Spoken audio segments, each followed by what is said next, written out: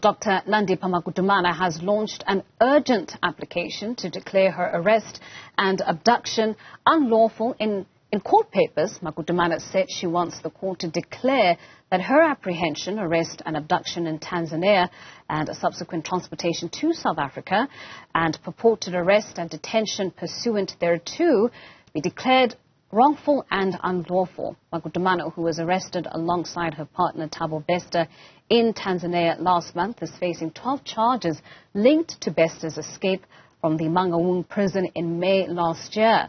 Let's speak now to legal expert Nthabiseng Dubazana, who joins us via telephone link. And Nthabiseng, thank you so much for your time and thank you for joining us on the Weekend Report.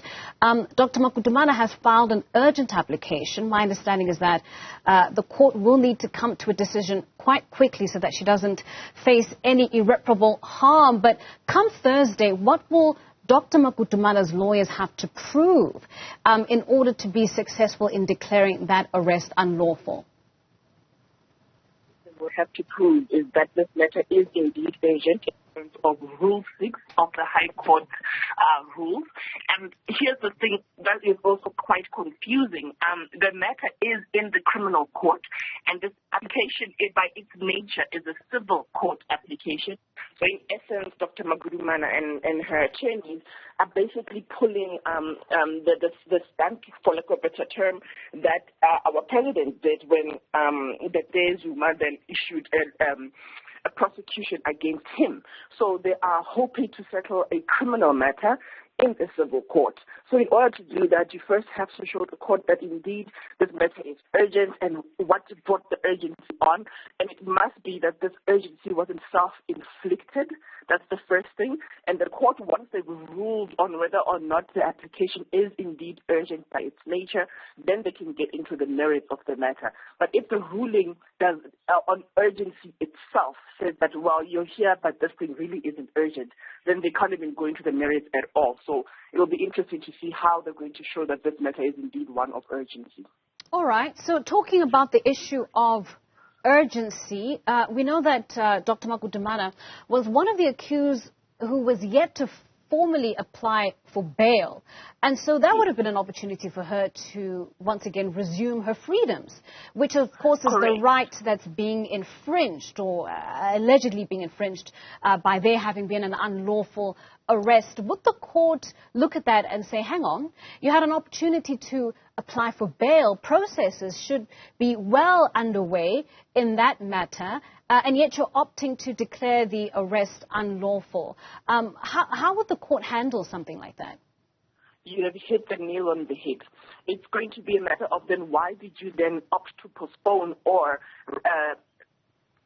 hold on to your right to make an application for bail? Because on the day that they declared that they're going to be doing bail applications on the 11th, 12th, 13th, if those were the dates, she then said that, or through her attorneys, that there's new evidence that has come to light.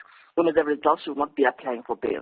And to this day, we're not even sure what that new evidence is, because when she did appear, she appeared through Zoom.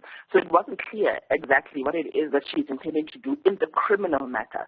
Now, she has delayed her own freedom or application for her own freedom in the criminal matter, but she's now going to the civil court, so the civil court can make an interjection or a ruling whether or not she should appear in a criminal court. So right now, if we're looking at the kind of precedent that either this matter Magudumana or the matter at the Ramaphosa and Dr Zuma, if either one rules that a criminal court should act in a certain way, that's setting a very dangerous precedent in my opinion.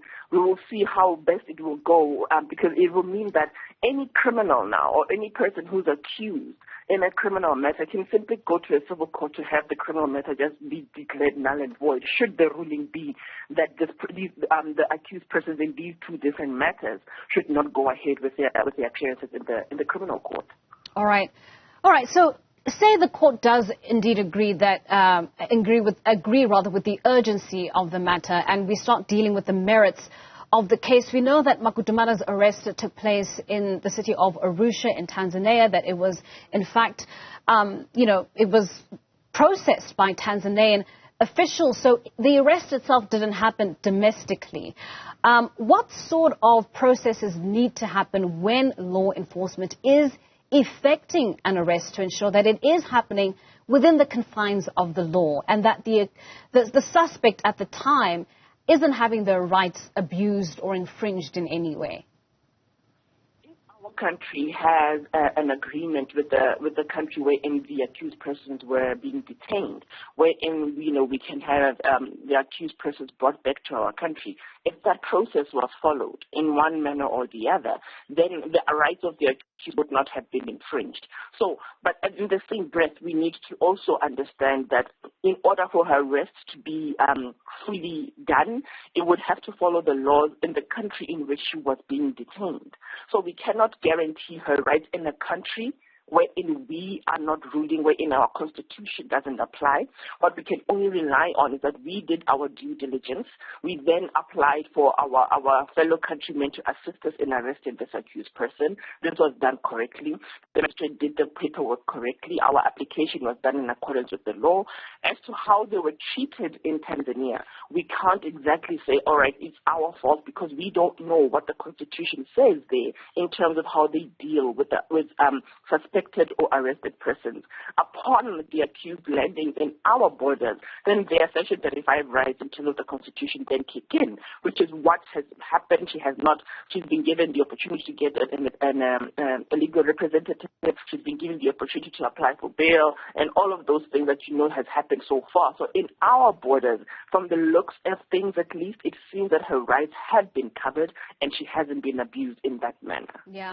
And Nthabiseng, if I'm hearing you correctly, the sense that I get from you is that whatever took place in Tanzania won't necessarily have a bearing on how the arrest was processed and effected in South Africa. Am I hearing you correctly? Because if that is the case, my understanding is, according to reports, she's labeled what's happened in Tanzania as an abduction, as if she was taken without her permission and taken into police custody, abducted. So my question is, surely what happened in Tanzania would have a bearing on what the court would decide, even though we know that she's being charged domestically and she's being charged in accordance to domestic laws.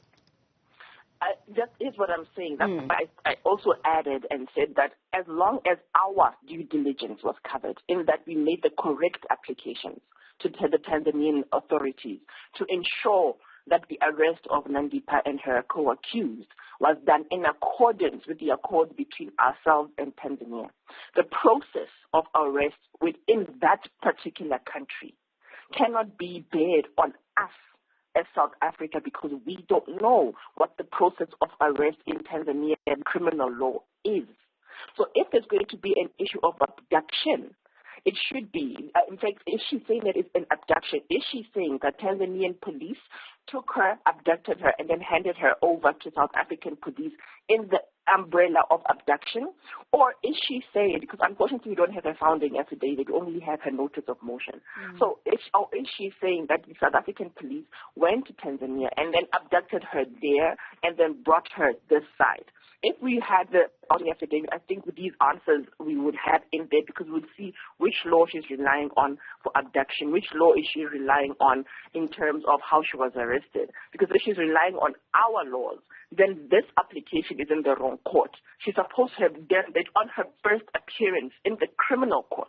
That's where she should have done it and said, I'm already challenging the issue of my arrest because it's not in accordance with Section 35 of the Constitution. And then she must further go on and cite, I think, is it section the Criminal Procedure Act escapes me right now. She should have focused on it on her first appearance, so that can be looked into. And if it is determined that it wasn't done in accordance with our law, on the next appearance, it was going to be a guarantee that she would be let go, because her arrest was already unlawful. Therefore, everything else that follows would therefore be unlawful. So what she's currently doing is rather confusing the law in which way she's supposed to go. All right. Well, you mentioned that this is now, of course, a civil matter that's being dealt with within a criminal matter. The outcomes of Thursday's court application, if the court does in fact rule in her favor and does declare that that arrest was wrongful and unlawful, what sort of implications will that have for her current arraignment before the Bloemfontein Magistrates Court? see how the High Court will make a ruling in a criminal court. The civil court, will make a ruling in a matter that's pending before the criminal court. Because criminal procedure has its own rules. Civil procedure has its own rules. So if the High Court makes a ruling in her favor to say that her arrest was unlawful, the judge will then have to give an indication as to what it is that she's supposed to do. If in the ruling the judge or the panel of judges say that she must refer the matter back to the criminal court and then make an application the way that I just described in the criminal court to show the court that her arrest was indeed unlawful, then the criminal court has the obligation to ensure that this is investigated and evidence is brought to light to show how she was arrested. And if it can be shown that indeed her arrest was unlawful, then the criminal court has the duty to ensure that the charges against her are dismissed, because everything else then will follow that it's unlawful. So that I want to see. I really want to see how the civil court is going to make a ruling. Should it make a ruling in her favor? How are they going to dictate to the criminal court how to run its own process? Interesting indeed. And insightful as always. And Nthabiseng, thank you so much for joining us on our program this morning. That was legal analyst Nthabiseng Dubazana detailing for us there, or at least giving us her analysis of the latest turn of events. Dr Nandipha Magudumana, accomplice and girlfriend of Thabo Bester, filing that urgent court application to have her arrest declared wrongful and unlawful.